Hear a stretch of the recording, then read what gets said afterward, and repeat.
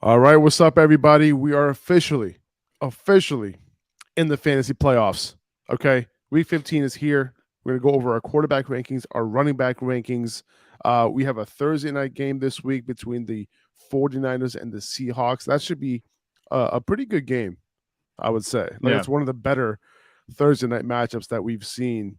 Obviously, all eyes are going to be, Christian McCaffrey, Brock Purdy, no Debo Samuel in that game. Kenneth Walker practicing in full, which is good to see. Obviously, if you needed him, and so that you don't have to decide whether you're gonna try and play Travis Homer again in your deep leagues. Yeah. So you don't have to deal with that anymore. I gladly dropped Travis Homer in a couple leagues this morning.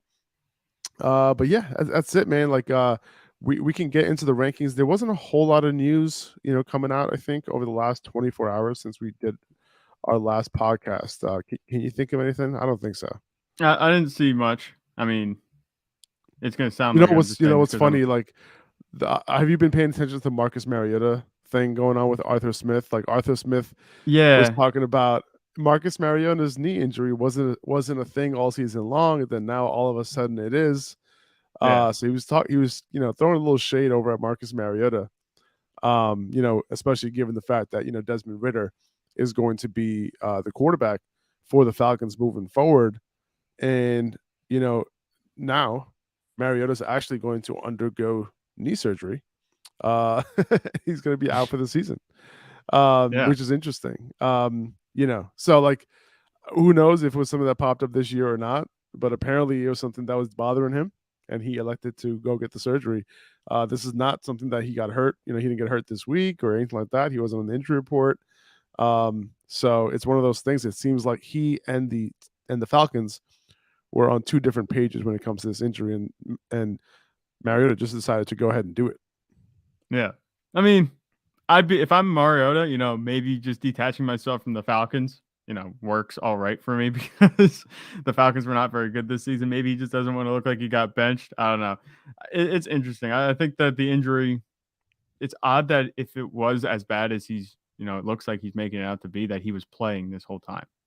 I don't know. It's an odd situation. I'm not exactly sure, how to go about analyzing this because you don't really see this a whole lot. I wasn't sure what all the reports were. It's just like they kept coming up, and then one thing would contradict another. It's a confusing situation. But regardless, I think I like Desmond Ritter more than I like Mariota in this offense, And at least maybe a little bit, this just to see what he increase. can do.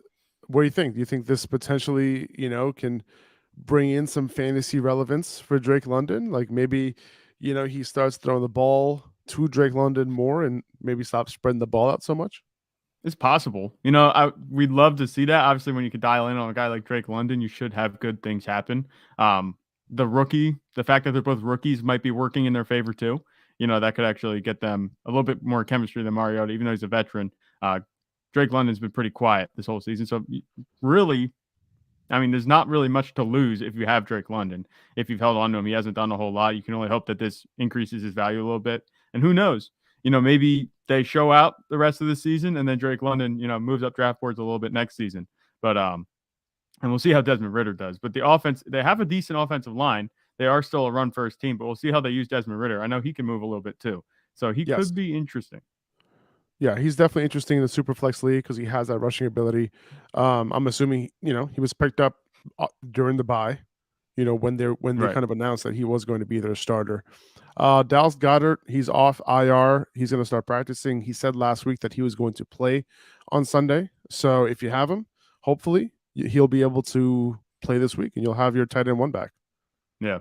You've been sorely missing him if you didn't have him, because there hasn't been a whole lot at tight end for us. So it's good to see him back. It's too bad he couldn't be back to get some people in the playoffs. He might have been a difference maker, these past few weeks. But if you're in the playoffs now, he's nice reinforcements for you at the tight end position where there hasn't been a whole lot going on the whole season. You can probably drop Cooper Kupp at this point. Sean McVay said that he doesn't envision Cooper Kupp coming back this year, which was not a surprise given all the other injuries and this team, basically giving up. They brought in But Baker Mayfield, and we'll see what he yeah, can do. But what if Cooper Kupp wants to play with Baker Mayfield?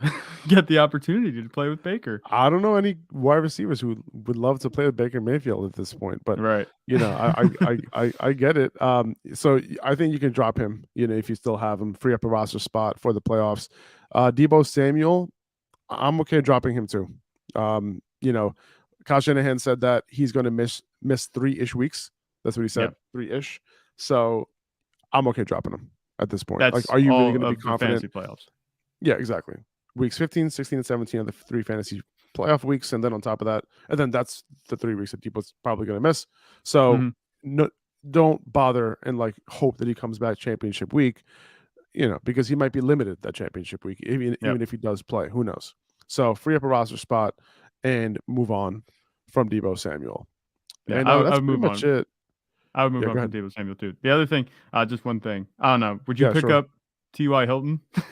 No, Dallas signed him, but I don't think I would. The way that the offense works. Do you think? I don't think it hurts anybody either. There might be some people worrying about that, but I'm not worried about that. Really, I don't even know who he's going to play in front of. He's definitely not playing in front of Gallup. I don't even know if he's going to play in front of Noah Brown. To be honest with you, I don't think he will. I think he might just play. Maybe he might play as a wide receiver 4 for them. Maybe he'll move to 4th on the depth chart potentially. But I don't see a situation where he has a whole lot of fantasy relevance moving forward. No, this signing didn't make a whole lot of sense to me. I'm just not sure why they added him. And it's that's how it's what is going on, because we're not even thinking about him in terms of being fantasy relevant. And obviously you can't boil it down to that just in the NFL context, but in terms of fantasy, what was the point? It's not going to affect anybody's. So maybe they want CeeDee Lamb to have, he's a very young receiver. Maybe they want him to have a little bit of a mentor in the locker room. At this point, I don't really understand the point. Maybe they, they're looking for somebody, a veteran, to come in there and, maybe, show these wide receivers. This is a young wide receiver room. Maybe that's why. But I don't, in terms of playing time, I don't see how this is going to affect this room at all. Yeah. This is Jerry Jones' attempt at loading up for a run. Since he didn't get Odell, he's going to go sign a guy that's been a free agent. What's he been a free agent? A year and a half? He's another guy you can drop. Odell's another guy you could drop. Because it doesn't look like he's going to play this year. There's reports saying that he might just gear up for 2023 free agency. So there you go. That makes sense. 3 guys you can drop right now. For Odell, that makes sense. And now we can actually, turn our heads towards maybe him having a longer contract, actually having a role on a team instead of just being a part-time contributor. We'll see where he goes. Just a spot that I would keep in mind. I would look at the Ravens maybe. That would be pretty cool. Yeah. No, I can do that. And speaking of the Ravens, Tyler Huntley practiced on Tuesday, which is a great sign that he is going to play this week. The fact that this is a short week, they're playing on Saturday. So keep that in mind when you're setting up these fantasy lineups. There's a couple games on Saturday. So if he's practicing on a limited basis on Tuesday, it's a good sign that he can be cleared. But this is a short week again. So keep that in mind. Hopefully he does play, because otherwise it might be a little bit of a shit show. A little bit for Cleveland. Yeah. That would, you want, if you have someone like J.K. Dobbins, you have Mark Andrews, you really want Tyler Huntley to play to keep this offense, afloat. Yeah. And that's it's funny because we open the show. It's we don't have a whole lot of news to go over, and then we just keep segueing into more news. You know what I'm saying? No, I just wanted to see. I just wanted to see if you had anything that top of mind that you wanted to talk about. These things, I guess, aren't glaring headlines. Yeah. But yeah, and then Jeff Wilson too. He didn't practice with that hip injury. I think they're also playing on Saturday. They are. Yep. If I'm not mistaken, Saturday night, right? Dolphins at Buffalo. Yeah. Saturday night. Dolphins Bills. That should be good. In the snow. Keep in mind that if Jeff Wilson doesn't go, you want to make sure that Raheem Mostert's in your lineup for this matchup. Is it supposed to snow in Buffalo this week? They said. I saw reports. I don't know. The weather, it's fickle. It changes. But I saw 7 inches maybe, and they were kind of a bunch of what's called media accounts were kind of trolling the Dolphins because they had the heaters out in a indoor stadium. last week. Now they're going to Buffalo in the snow. They're like, you're not going to be able to bring those propane heaters, keep yourself warm this week, That's guys. so funny. I thought that Hilarious. was funny. Yeah. It is showing snow on Saturday in Buffalo. So something to keep in mind over if you're talking about this passing game. Yeah. But we'll monitor that throughout the week and see how that goes. But yeah, I think that's it, man. Let's get into our quarterback rankings. Let's do it. Josh Allen, have him at number 1, against Miami. We were just talking about that game. I think if it does snow, Josh Allen might, run the ball a lot. Now, if the weather is absolutely ridiculous, if it's supposed to be really bad, I'm going to move, Jalen Hurts up to number 1, who I have at number 2. Allen had a rough game last week against the Jets. And, if this was in regular elements, I think this would be a matchup that he can get right in. But, if the elements are supposed to be bad, I'll move Jalen Hurts to number 1, who I have him at number 2 right now against Chicago. Not sure he's going to need to do a whole lot in this game. This can be a Miles Sanders game. But, he's also involved in the run game, obviously, so that floor should still be there. Patrick Mahomes at 3 in Houston, Justin Herbert at 4 at home against Tennessee, and Justin Fields against Philly at 5, ahead of Joe Burrow in Tampa, potentially without 2 of his weapons. We'll see if T. Higgins and or Tyler Boyd will be able to suit up this week. And, if he's down 1 of those wide receivers, he'll be fine. Rather have T. Higgins play, obviously, right, than Tyler Boyd. But if he's missing both these guys, not sure that his ceiling is there this particular week. Yeah, I think I would agree that the ceiling might not be where it has been these past few weeks, but I still think he's good for, a really safe floor and a high floor at that. It's not like you're just putting him in to get 15 points, with Jamar Chase. With him and Jamar Chase on the field, he's going to be fine. I think that his floor kind of sits at like 20 points. And this is a pretty good matchup, it looks like, because Tampa Bay's been off. They haven't been doing very hot. And I think this is a hot Bengals team coming in. They should have no trouble putting up points, even though Tampa Bay's defense does have playmakers. So I think having him at 6 makes sense. Justin Fields, I feel like it feels weird having him at 5 because we know what he can do with his rushing upside. I mean, I saw a stat somewhere that he had like 3. Is he too low or too high? I want to, like I said, it feels weird having him here because it seems low with the way that his rushing upside moves him up. But I think the matchup kind of, negates that. I think that's why we have him down here. It's Justin Herbert, I think he's going to get it done just fine. He looked like a different quarterback last week with all of his playmakers on the field. And I expect that to continue. So I'm not surprised to have him at 4. And then Justin Fields, like I said, with the rushing upside, he'll be fine. I do think it makes sense, like I said, to have him down there because of the matchup. I'm not sure how much scoring they're going to do.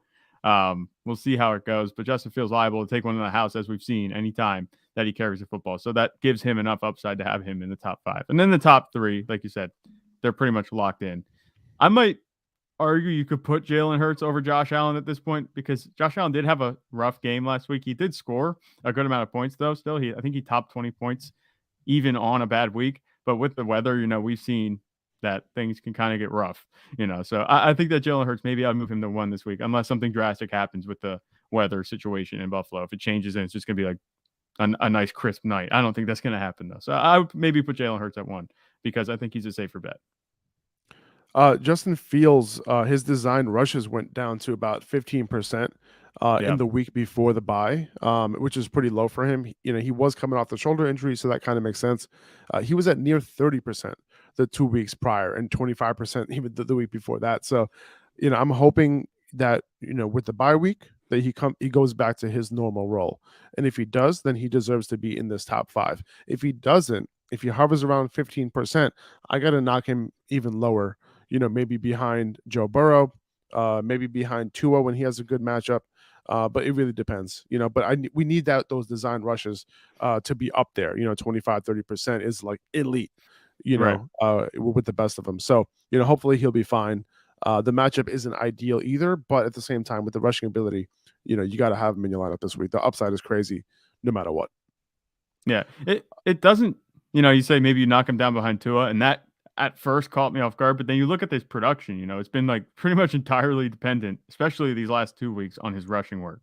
And with that going down, if that doesn't hold up, the only reason he had a solid day last week is because of that 55-yard touchdown. Take that away, and he's looking at like a 10-point performance, and that's not going to get it done for you in fantasy. So I think it makes sense. Yeah, maybe you could put him behind Tua, even though Tua, Yeah, he's been struggling as of late.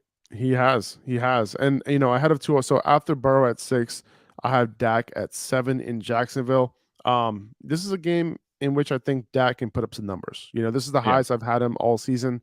And you mentioned Tua. I have him at 8, Kirk Cousins at 9 against Indy, and then Trevor Lawrence at 10 against Dallas.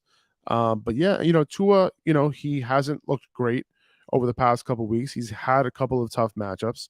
But it's interesting, man. Like, he hasn't had a good fantasy day since week 10 before his bye.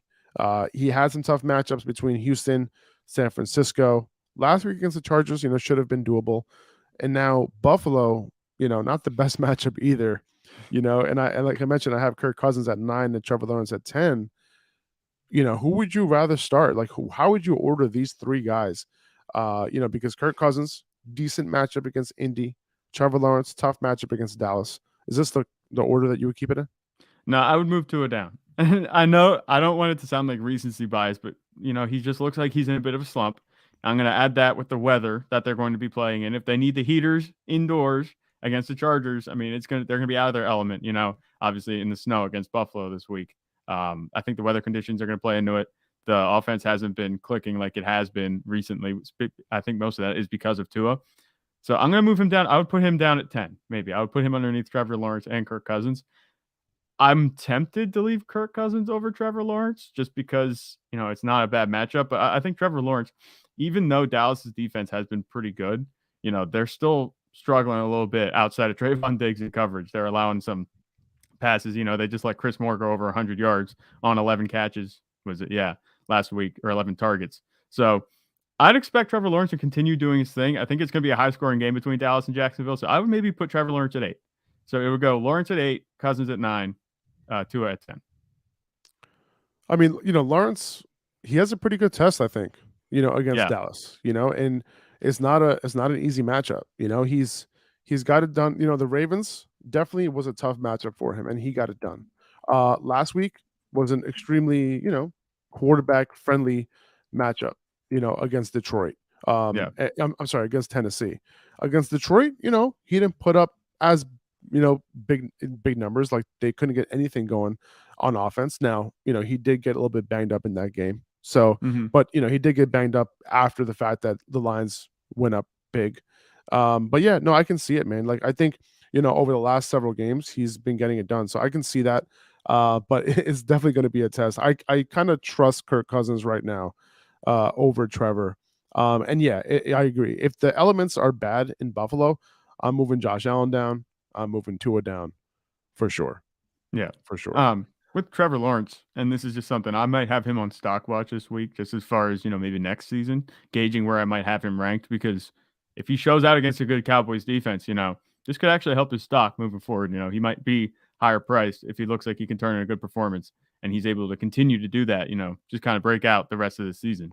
I'd be keeping an eye on that, just watching him. Even if I don't have him, just never too early to start scouting the field and see what you can get, because especially if you're out of the playoffs, like I am in some leagues, you want to get a head start on everybody else. So I have him, like, if you want to call it, on stock watch right now. If you're not starting Lawrence this week, though, like, I'm not even sure I'm holding on to him.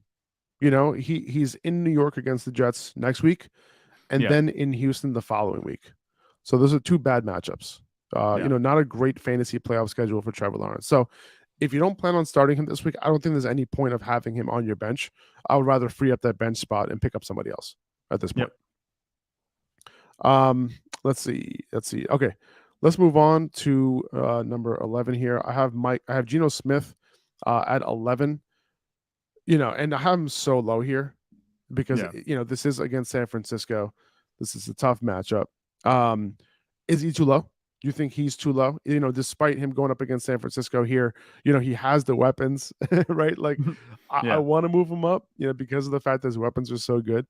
And that's kind of why I have Tua high as well, because of his weapons. But, Geno Smith has been playing very good, and he's at home this week, and on a short week against San Francisco, maybe he can do some things. But, it's tough to rank him in that top 10 ahead of these other guys, against the 49ers. I don't think he's too low at all. I think this is right where I'd put him because it's a short week going against the 49ers. But I still trust Geno Smith the way he's been playing. Like you said, he's been playing pretty well, even though last week he had a couple bad picks. I trust him to turn around. He's got DK Metcalf to throw to. He's got Tyler Lockett. Kenneth Walker's coming back. It should be a more balanced attack. They gave it to Geno Smith. They let him cook, so to speak, and mixed results. It wasn't bad from a fantasy perspective, but for the game perspective, it wasn't very good. So I think having him here at 11 makes sense. This is right where I put him. I expect a low-end QB1 performance from him, so this is kind of like the ceiling. I don't think the ceiling is much higher than this. I don't see him finishing much higher than QB10. If he does, I'd be very surprised because of the Niners defense just being so good.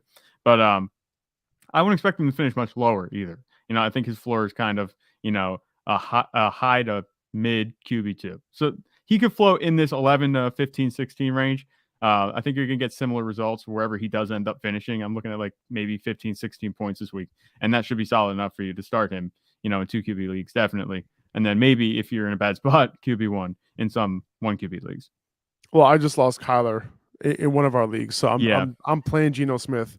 I had a chance to pick up Mike White, but I decided to just roll with Geno because of the fact that he has the weapons. I think they're going to let him cook again or try to have him attempt to make a meal because at the end of the day, it's like, you don't want to run against this defense, right? No. And you're way better suited to pass against them. So I would assume that that's what they end up doing, just like what Tampa, tried to do last week.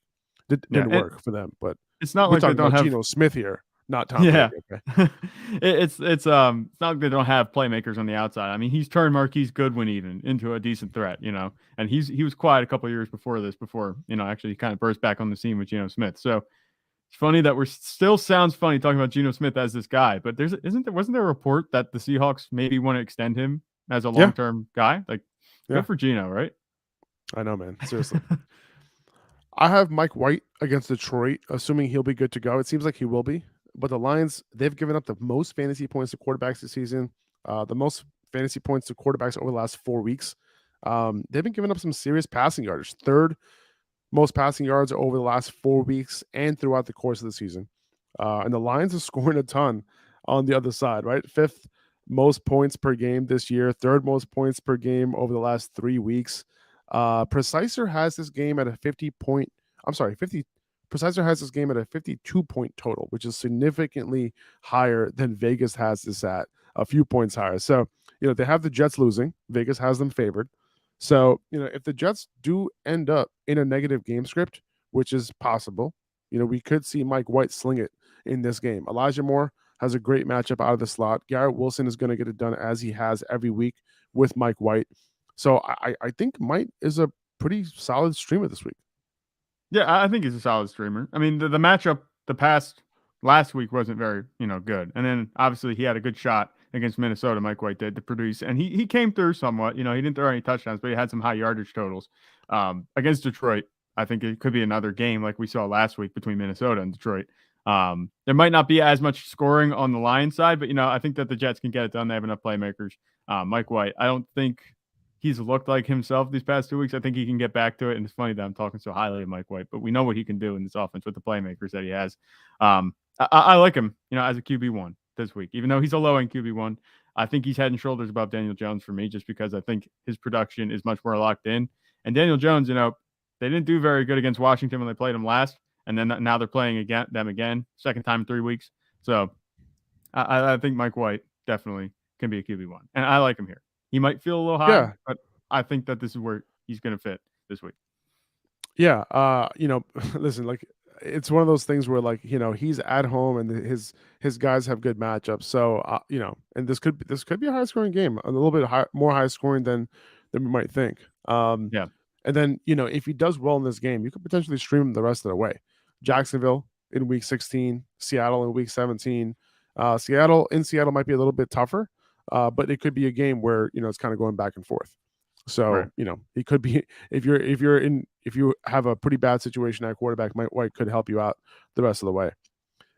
Daniel Jones against Washington. I do think that Daniel Jones probably has a higher floor than Mike White, I would say. He had a pretty good game against Washington this past 2 weeks ago before their bye. I'm sorry, before Washington's bye. the Giants played Philly and was terrible. But he had a decent game against them. High floor type of guy. Don't expect a huge ceiling, but you never know. He can run 2 touchdowns in any given week. He can have a 40-yard touchdown. Any given week. It's possible. You never know with Daniel Jones. So decent matchup, decent streamer. He'll be fine this week. And then Aaron Jones, I have him here at 14. I'm sorry, Aaron Jones. Aaron Rodgers, I have him at 14 here. Aaron Rodgers, this is a banged up Rams defense. They did well against Derek Carr, but we expected Derek Carr to do bad in this good matchup. Not sure if Aaron Donald is going to play or not this week. If he doesn't, you have to upgrade this entire offense, especially the passing offense. So Aaron Rodgers, I think, should be fine this week. After a bye week, Christian Watson, we'll see. Like he should be able to get it done. I wonder when what's his name is coming back. I'm looking at it's been so long since he's performed. Romeo Dubs. It's been so long since he's performed that I forgot his name. I wasn't sure who you were talking about either. He's playing on Monday night. He expects to play on Monday night, so we'll see. We'll monitor those practice reports. We probably won't see those official practice reports for the Packers until Thursday this week. Yeah, I'm not worried about Christian Watson in this matchup. So I think as long as Christian Watson can get it done, Aaron Rodgers I think is going to be getting it done too.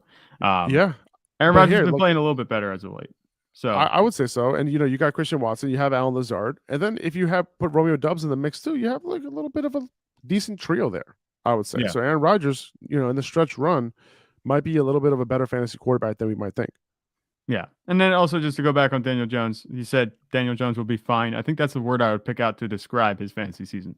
He's just fine, Are you mad if he gets you 12 points? No, it's fine. If you get 20 points, yeah, it's fine. It's what you're expecting. Like, he's just right in that range because of that floor. I feel like if Daniel Jones gets me 12 points, I would be upset because he hasn't gone below 15 points since week 8. So, I'll be kind of upset. I'm playing him for a high floor, and that's what I need. I need 15 points or more, please, Daniel Jones. That's what I need. I'm starting him in a couple leagues this week, so I definitely need him to just have a decent week. Just don't kill me. Mm-hmm. You're just expecting to be fine. That's what it is. Daniel Jones. Just be fine. He's fine for fantasy. Definition of fine. I have a different opinion of him in terms of, regular NFL quarterback, but that might also just be because, he's in the division for the Cowboys. So I can see that. Yeah. I digress. He's not a good NFL quarterback. How's that? No. Deshaun Watson, I have him at home at 15 at home against Baltimore. Tom Brady at home against Cincy at 16. I could go back and forth between Brady and Goff, who I have at 17. I think Brady has a higher floor this week, and Goff has the higher ceiling. That's kind of how I would play it between those two. Brady hasn't shown his ceiling at all this week, but he's been okay. He's been just like Daniel Jones. He's been fine, Yeah. But Goff in this matchup against the Jets, I know that, he's been doing well over the past couple of weeks, but in New York against the Jets, I'm not, trying to play Jared Goff this week if I have any of these other quarterbacks ahead of him. Yeah. And I think you said it right with the floor being Tom Brady and the ceiling being Jared Goff. But I'm not sure if Jared Goff is going to hit that ceiling this week. I mean, I talked very glowingly of him yesterday, because he's been playing well and the offense looks good. They have their full complement of receivers again. So I think you can give him that, at least a little bit of credit in that, right? Because he is doing what he needs to do and he's being more than just a game manager. He's making some plays. But I think with this matchup against the Jets, we've seen a lot of teams struggle. Sauce Gardner and DJ Reed are locking guys down. I don't imagine Amon-Ra St. Brown struggling. I'm not sure if it's going to be matched up with Sauce Gardner a whole lot, but I don't see him struggling. So as long as he's doing his thing, Jared Goff should be all right. But I think you're right that Tom Brady has a safer floor just because of the matchup on the outside. You can't have Jared Goff just rely completely on Amon-Ra St. Brown for his production. It's going to take more than that for him to produce at a high level like he's been the past few weeks. And I don't see that happening against the Jets this week. But the rest of the way, I keep an eye on Jared Goff because he was actually a pretty good DFS play last week. He could be down the stretch too. I know he was a great streamer last week. And after this Jets matchup, he has Carolina and Chicago. So, don't necessarily drop him because he could be great. He could be a top 12 quarterback in my rankings, after this week easily. Right.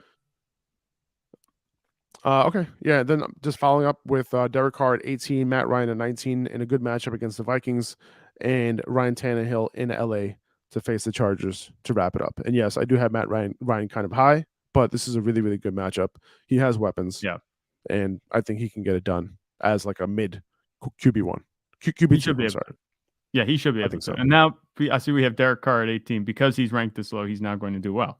Where Of last course week he I think is. did we have him at was it QB 14 and he shit the bed. Yep.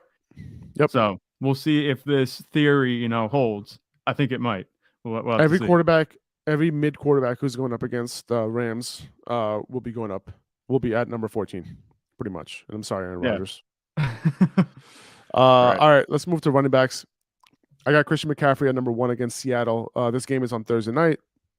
If you have a free bench spot, on the platform where you can pick up players, leave them on your bench, and then drop them at any point between Thursday and Saturday, like you can on Yahoo, on Sleeper, pick up Jordan Mason because you never know. Yeah. Knock on wood. You don't want to be fighting for him on waivers if in case anything were to happen to Christian McCaffrey.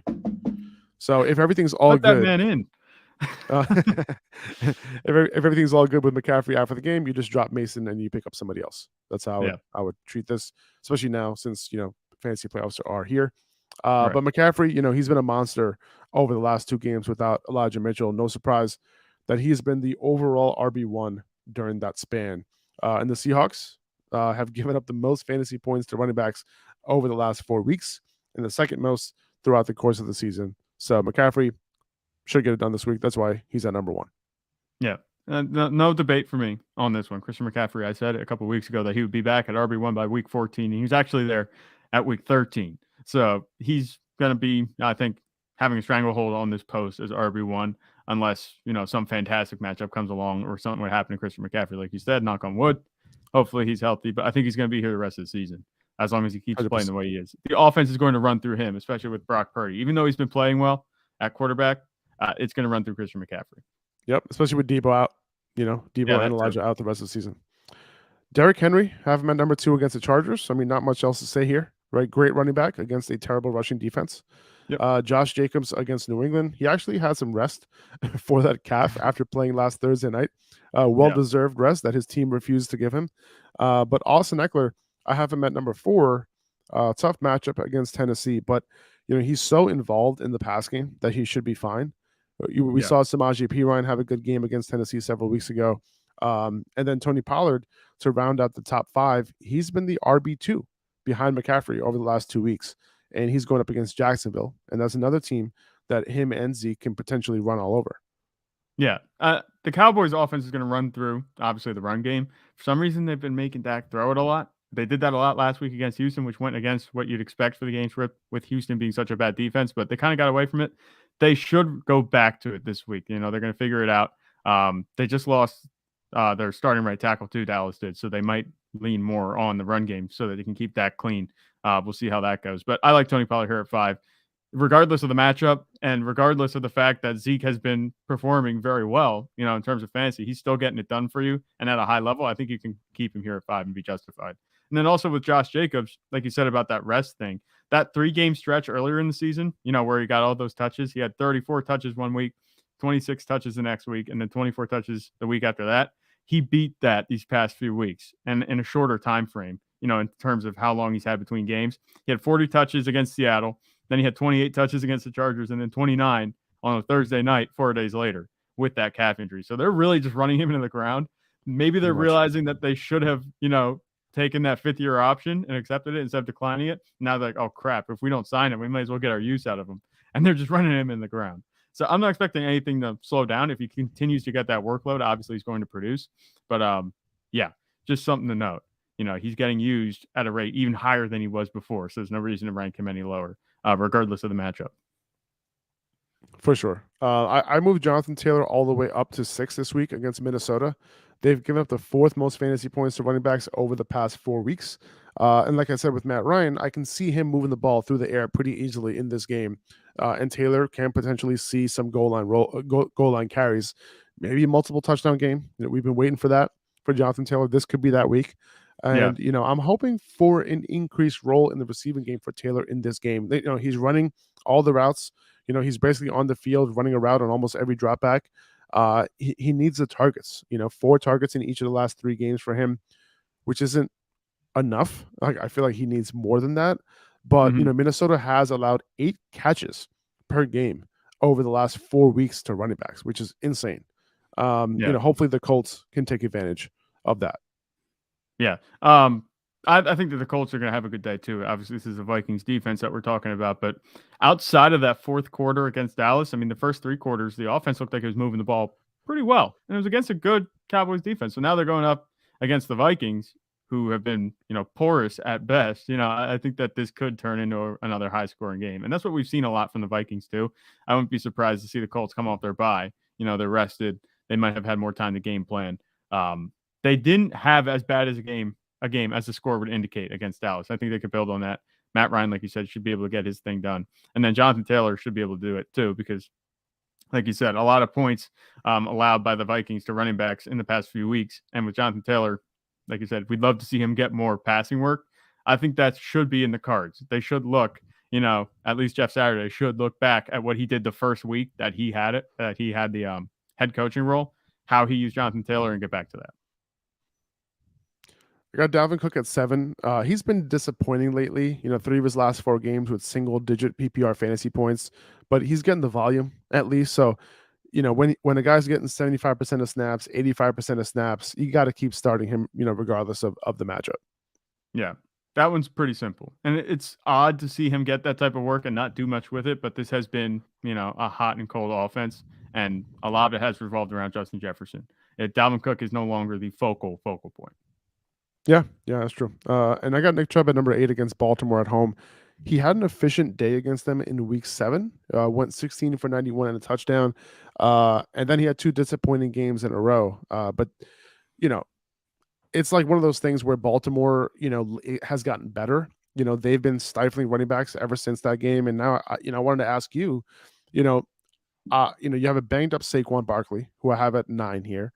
You have Miles Sanders at 10 in a great matchup in Chicago, and this is really high for Sanders, like in terms of ranking. Yeah. But he's on a roll and he has a great matchup.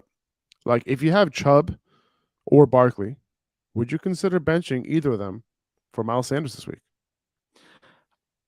I would with Saquon. I'm not sure I would with Nick Chubb. I still have faith in Nick Chubb. He's been quiet these past few weeks, but I still have faith for him to kind of turn things around. He, like you said, he was efficient against Baltimore before, although Baltimore's defense has been playing better as of late. Right. It's close. I would definitely put Miles Sanders maybe over Saquon Barkley, and that is so weird to say considering he said don't draft me. But he said the matchup is perfect, for Miles Sanders. He's been on a bit of a roll. He's had some big games these past few weeks. Oh, yeah. And he's starting to show a little bit more consistency in terms of the usage that he's getting and in terms of his efficiency. So I think maybe you'd start Miles Sanders over Saquon Barkley. I'm not ready to pull the trigger yet on starting him over Nick Chubb, because Nick Chubb, he could have a big day anytime. And Kareem Hunt isn't really applying a whole lot of pressure, in terms of him getting more snaps. So I think Nick Chubb has it locked down. I think I would still start him over Miles Sanders this week. If we see another big game, which is very possible with Miles Sanders, and Nick Chubb has another quiet day, then we'll talk. So talk to me in a week, and we'll see where things stand. I would leave But Zach, Nick Chubb over Miles Sanders. Miles Sanders won't be going up against Chicago. No, Zach. No, he won't. I don't know. I think you drafted Nick Chubb to be a stud. I think he is very much capable of being a stud. Miles Sanders, he could be a dud any week too. He's been playing well, but we've seen this with Miles Sanders. Sometimes they just get away from him. They've been relying on the run game a lot because they've been up in games. Chicago might be able to hang around a little bit because of Justin Fields. So we'll see how things go. Well, speaking of Justin Fields, he's not feeling well. He's sick.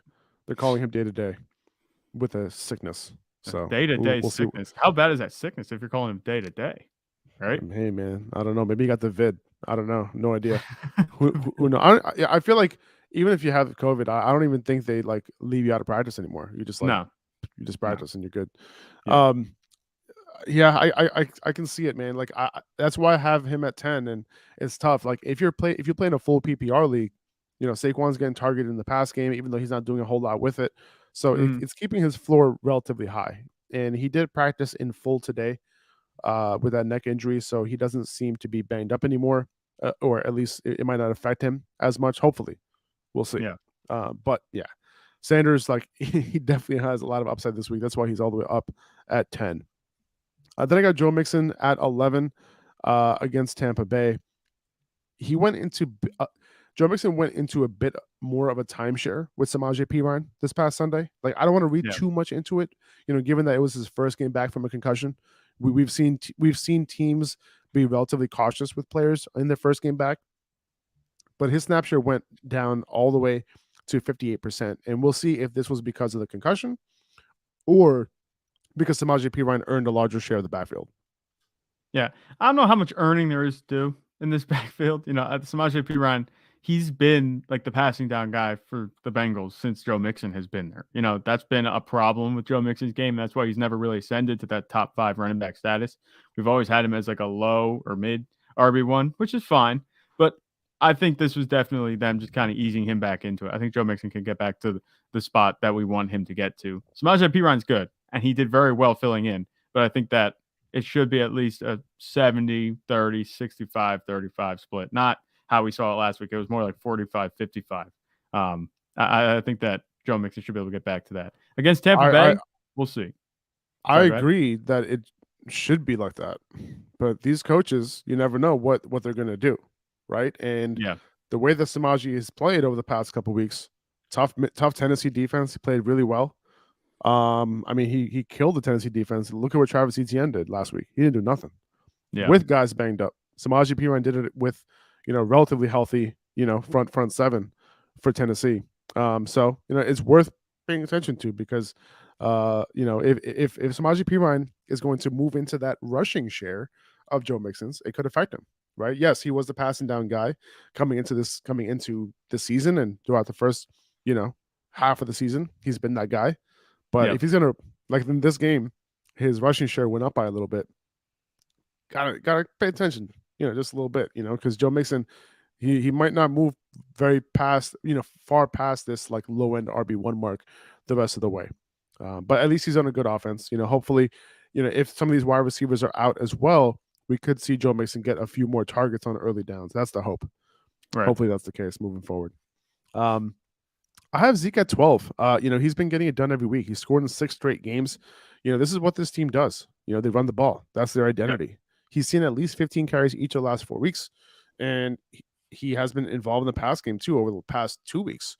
So I'm going to just continue to ride the production. Like, he's somebody that you just don't want on your bench. Like, he'll be in my lineup regardless moving forward, which is crazy to say with Zeke. Yeah. I have him at 12, on a week where every team is playing. Yeah, that's just been one of the stories so far this season. Zeke, maybe he just needed Tony Pollard to come back and, help, get him back to where he can be fresh every down that he plays. I don't think he's at a point where he can handle, workhorse type of role anymore. I think Tony Pollard can do that, but Zeke is a little bit older. He's been banged up a little bit these past few seasons. I think he's in a perfect role right now. The past 6 games that he's played, like you said, he scored, and listen to these stat lines, PPR points that he's put up. They are identical. 15.6, 17.7, 17.7, 16.5, 18.1, 17.1. Like, exactly what you're getting with Zeke. He's a high-end RB2. It's not even like if you have him as a flex, that's even better. That means you're starting somebody better at RB2. But you can put him at your RB2 and just sleep well at night. And he's been doing it regardless of matchup. It doesn't matter who he goes against. And with Tony Pollard playing well, it doesn't matter. He's scoring touchdowns. He has 4, 5, 6, 7, 8 touchdowns. Yeah, 8 touchdowns the past 6 weeks that he's played. I think he's a lock for that pretty much now. He's the new Jamal Williams at this point. There you go. I have James Conner at all the way down at 14. I skipped Aaron Jones. Sorry, Aaron. But I have Aaron Jones at 13 ahead of James Conner. It looks like Aaron Jones is going to be fine. He's practicing. He had some sort of injury. I think it was a calf injury, if I'm not mistaken. He had a calf injury, before their bye. So it looks like he's good to go. So he'll be fine. He has, that ceiling. The only reason why I don't have James Conner ahead of him is because of the matchup. And, one can argue that James Conner should be at 14. Without Kyler, though, like, this offense in general just might have a lower ceiling, especially against Denver. Are they going to be able to move the ball that much? So that's my only concern there, which I don't have the concern for Green Bay. So that's why I have Aaron Jones ahead of James Conner. But, James Conner, 3 of his last 4 games, he's won over 20 PPR fantasy points. He's playing an every down role. He only missed like a handful of snaps, less than a handful of snaps, and that was with him getting hurt on one of these plays and coming right back in Right. on this past week on Thursday night. Yeah, no, Mhm. a Monday night. Oh, yeah. So yeah, sure. so it's Tomorrow, something Thursday. to like, yeah. Even like this looks like a tough matchup on paper, but I'm not avoiding it at all because his role is one of the best in the NFL right now. Yeah, he's a floor play, and that's okay. Especially against Denver, if you could start him and be all right. But Aaron Jones, the thing for me, I think I'd definitely have him over James Conner, especially with the matchups. But the thing about Aaron Jones is his role in the receiving game. He got a couple end zone targets like last week. Like the one I think traveled 30 yards in the air. I was like, oh, who's he throwing to? Is it gonna be Aaron Rodgers throwing to? Is it gonna be Christian Watson? No, it was Aaron Jones down in the end zone. So I wouldn't undervalue his role there. I think he could get it done in the receiving game. And we've seen AJ Dillon. He's come on a little bit these past few weeks after going really quiet. But Aaron Jones still, I think the RB1 there, and he's going to be doing it. And they're going to need to use him, especially, maybe Jalen Ramsey gives Christian Watson some fits. We'll have to see how that goes. But I think Aaron Jones is locked in. His workload should be enough and diverse enough in terms of, catching passes and running the ball. I think his ceiling's a little bit higher than James Conner against Denver. I got Isiah Pacheco at 15 in a great matchup against Houston. He's seen at least 16 touches in 4 of his last 5 games. So, Pacheco, on this offense, that's what you want. You want this is a very good matchup for running backs. We'll see if the Chiefs choose to run the ball against them. McKinnon is kind of stealing some of that rushing work away. So keep that in mind. Like it's not the Pacheco show. Pacheco is definitely the one in this backfield. And McKinnon is the 2 in terms of the rushing share. In terms of the receiving, McKinnon is running a ton of routes. He's the guy there. And when it comes to the ends, when it comes to the goal line, and when it comes to like red zone inside the 10, it could be either guy. If they're at the goal line, they want to run the ball, probably Pacheco. But you never know. McKinnon can get, just to confuse the defenses a little bit, McKinnon can be on the field too. So you never know who's going to be the guy there. However, in this 2-man backfield, the floors of each of these guys have gone up, without CEH in the fold. So, Pacheco, 4 straight games of double-digit, PPR fantasy points, in a great matchup against Houston.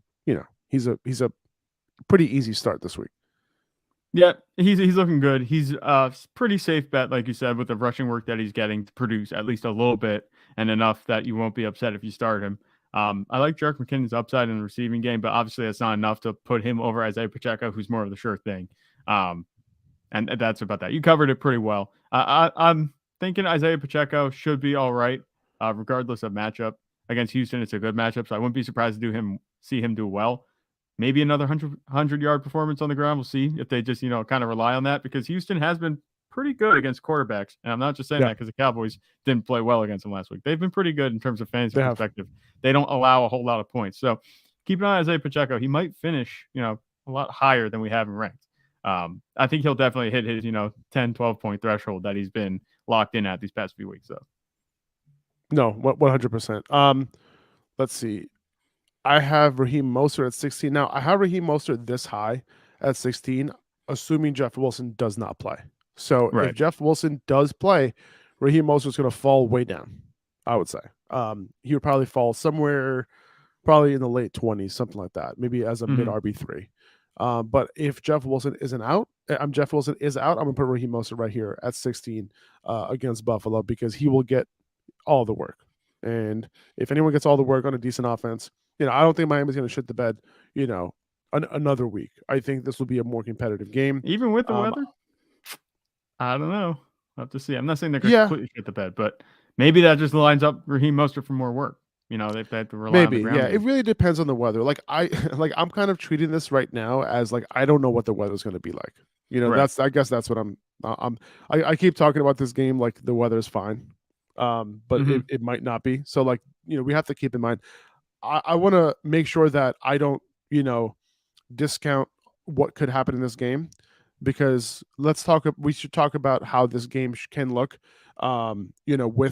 without the weather. And then if the weather occurs, like if it's crazy snow, then we're like, all right, what do we do? Do we upgrade everybody? I'm sorry, do we downgrade everybody? Do we upgrade just the running backs? Do we even upgrade the running backs? Like, I don't even know if I want to upgrade the running backs, if the conditions are terrible.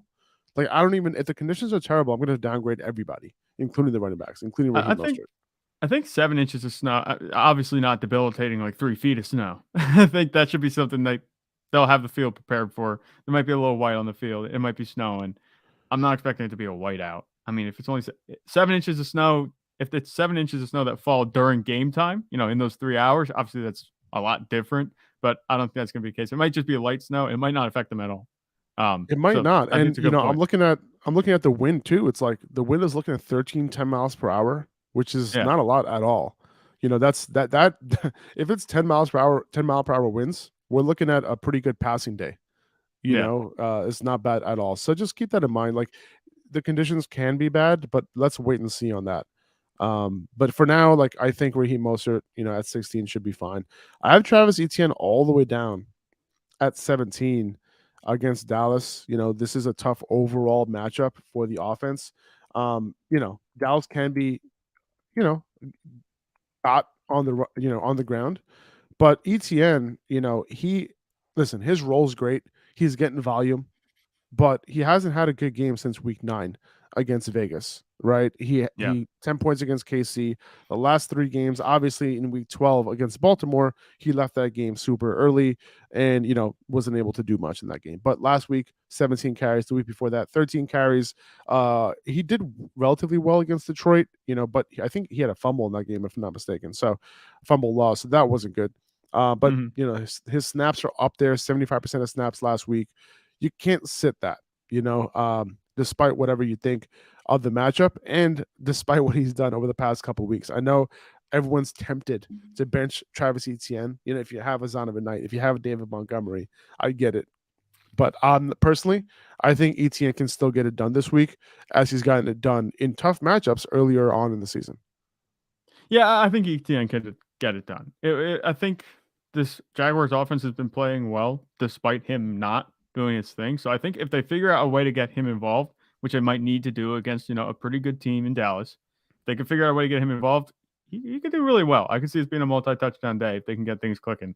I'm not sure if that's going to happen.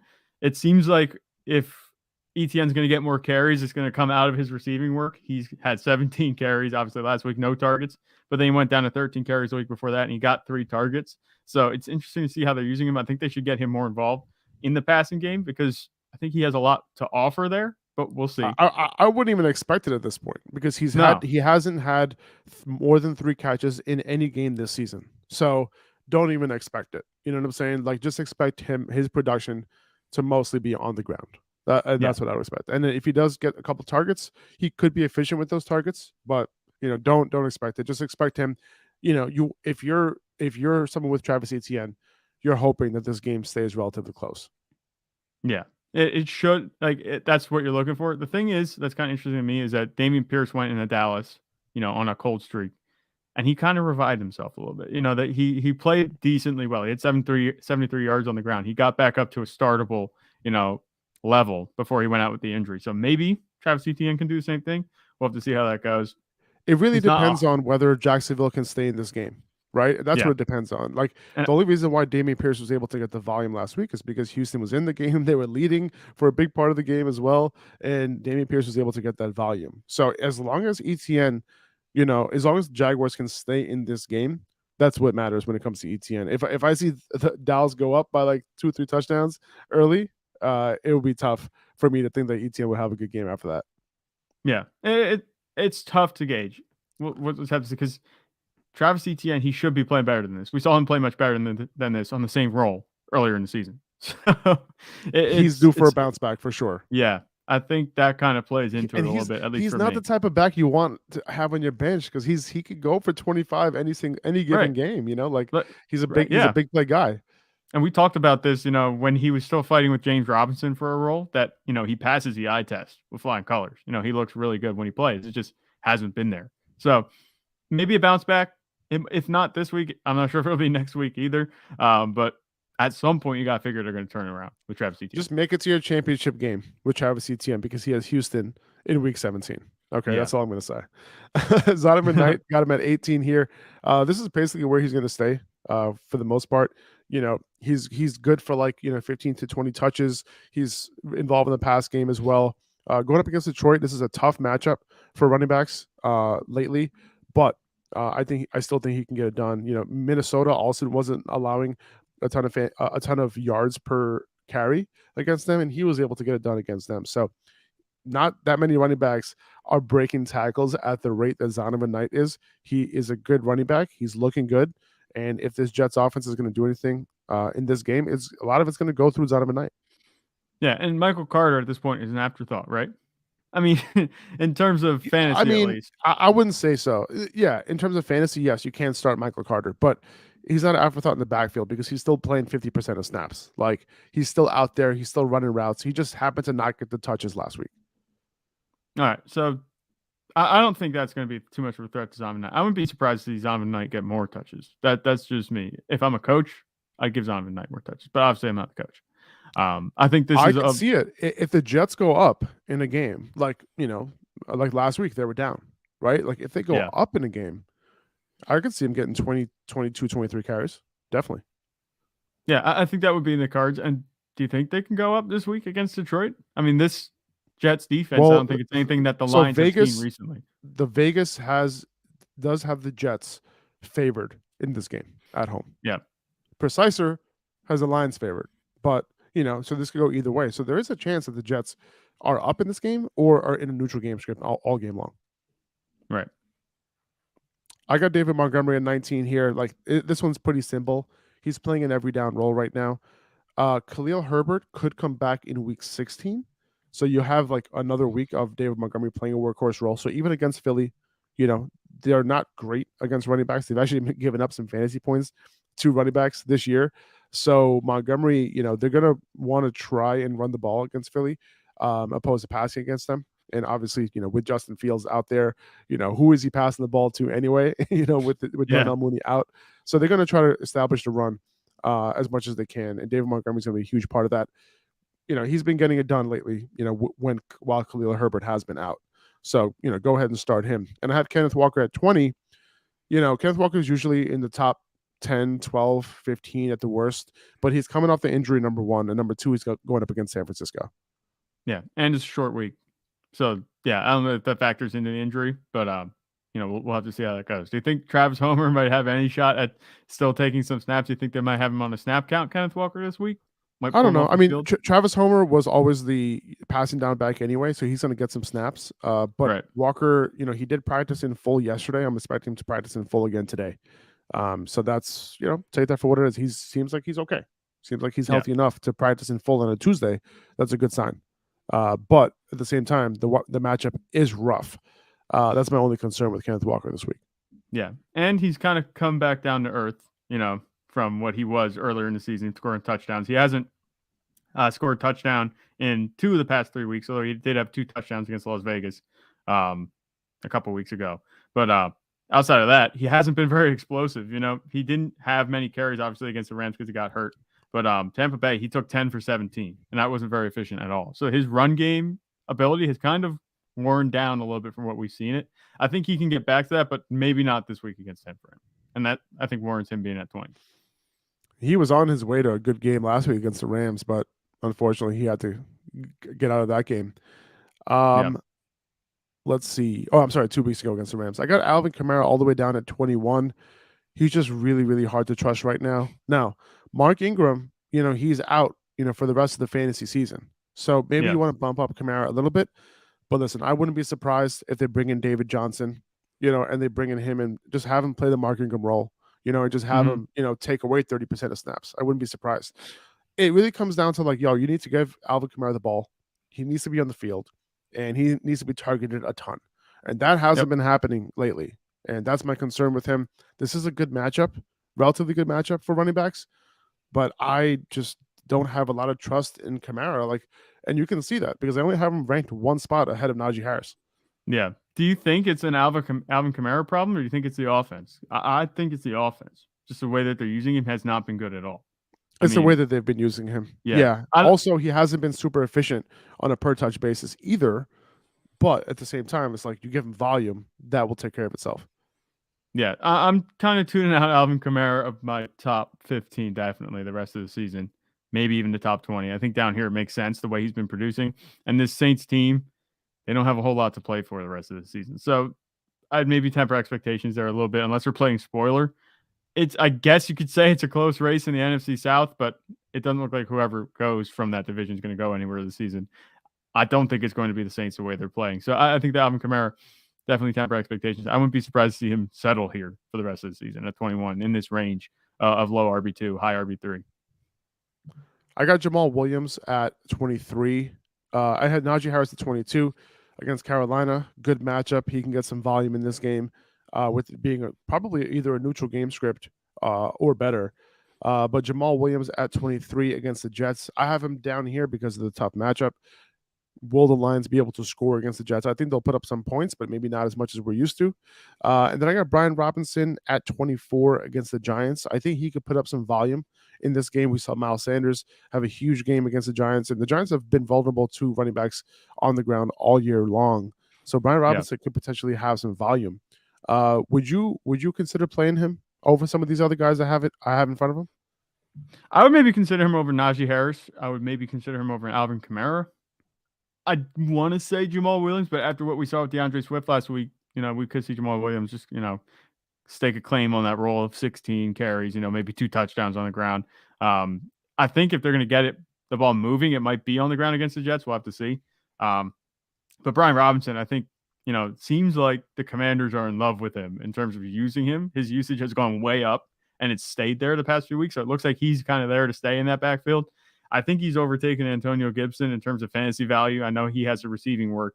Antonio Gibson does, but Brian Robinson's just been getting a hefty workload on the ground. He's been slightly more efficient than he was earlier on. He's a tough runner. He's definitely looked better. Yeah, he's definitely looked better lately for sure. He's a tough runner, and he's the hammer. It seems like they're using him pretty exclusively once they get into that red zone goal line, especially the goal line. They're going to give him those carries. In the red zone, you see Antonio Gibson in a little bit as a receiver. They've lined him up in the slot and, off on the wing. But I think Brian Robinson, his workload is locked in enough, and he's been efficient enough that I would maybe put him over Alvin Kamara, Najee Harris at this point. But Jamal Williams, I would keep over him. Probably a better bet for volume, right? Brian Robinson? Yeah, they've been running the offense through, kind of the run game. Obviously, Taylor Heineke's getting it done, but I think that having them in the run game, Brian Robinson doing his thing, has allowed them to be a better offense overall, and they're going to continue to do that, especially since it's what's been helping them to win these past few weeks. I got D'Onta Foreman at 25. We saw this become a little bit more of a timeshare between him, Chuba Hubbard, and even Blackshear as well. But Blackshear, he's not very involved, but you kind of want no touches to go to any other running backs. Blackshear even, he vultured a goal line touch last week and turned into a touchdown. You wish that was D'Onta Foreman if you started him, but he is the 1A in this backfield. Chuba Hubbard, if you play in a PPR league, might have a higher floor than D'Onta Foreman, but I think the ceiling would probably go to D'Onta Foreman, given the fact that he will most likely be their goal line guy. Despite some vultures, there were like 7 or 8 goal line snaps for the Panthers last week.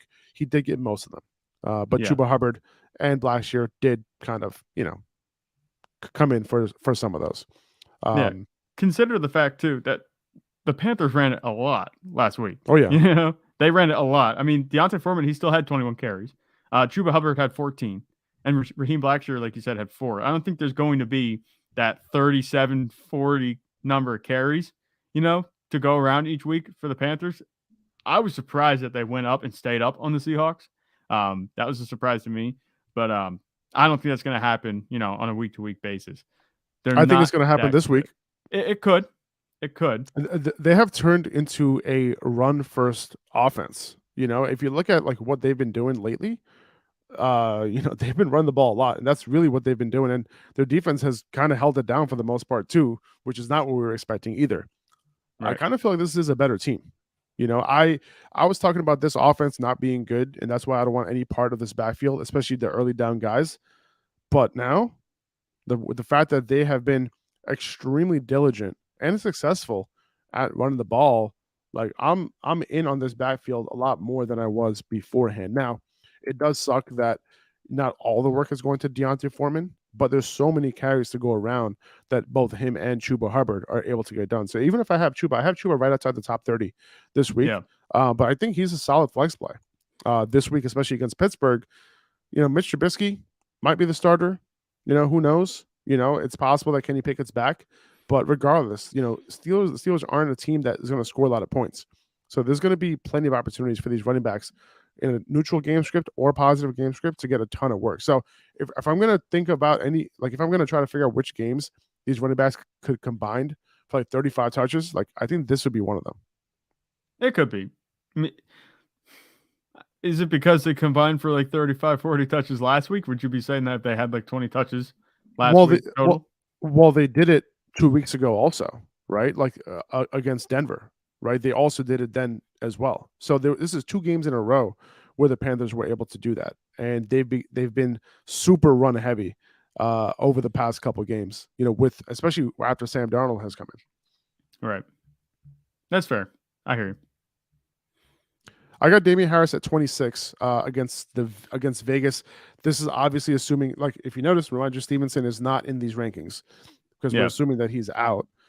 The initial reports that he has a high ankle sprain. Now, there's nothing official that has come out about that, but it's possible that Ramondre Stevenson has a high ankle sprain, which would put him out probably for the rest of the fantasy playoffs, unfortunately.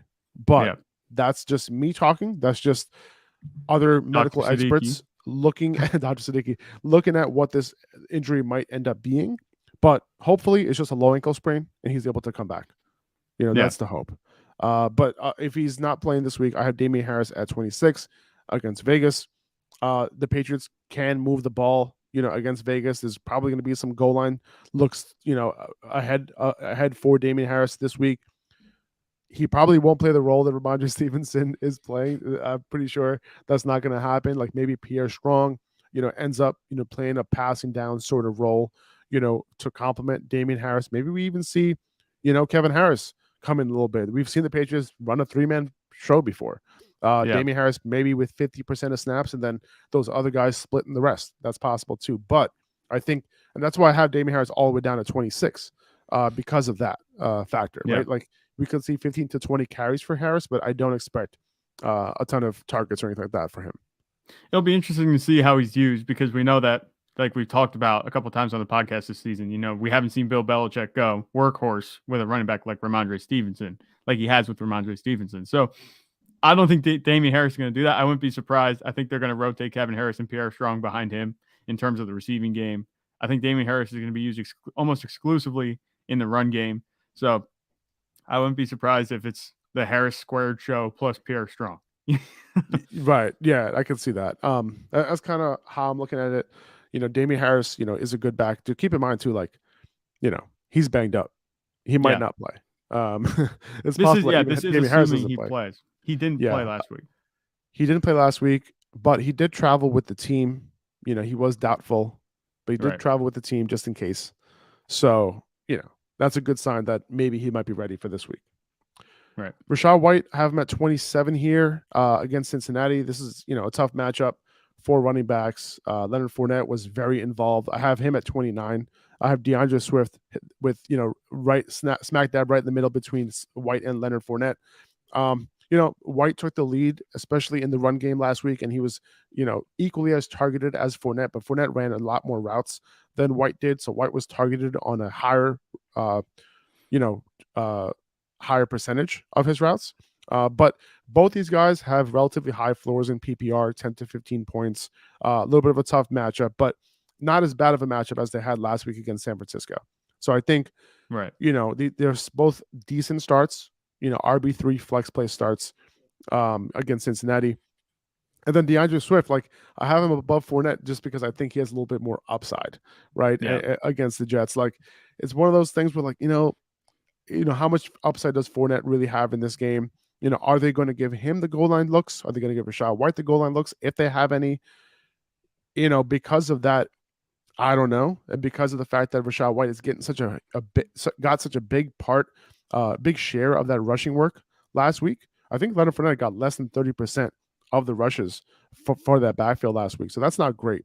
So Swift, I'm hoping that, the pendulum swings back in his favor. Maybe we see some of that work, some of the type of work that he saw in week 13 that we wanted to see last week.